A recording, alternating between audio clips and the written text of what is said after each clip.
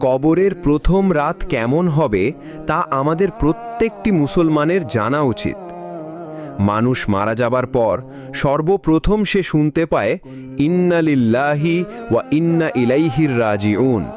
তখন সে মনে করে এটি একটি দুঃস্বপ্ন, সে মরেনি, সে এখনো জীবিত রয়েছে।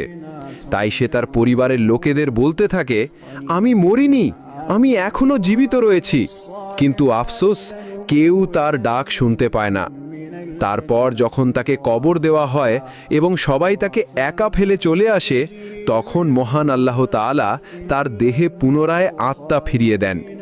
তখন সে ভাবে তার খারাপ স্বপ্ন শেষ হয়ে গেছে, এখন সে ঘুম থেকে জেগে উঠেছে। তাই সে আল্লাহর কাছে কৃতজ্ঞতা আদায় করে।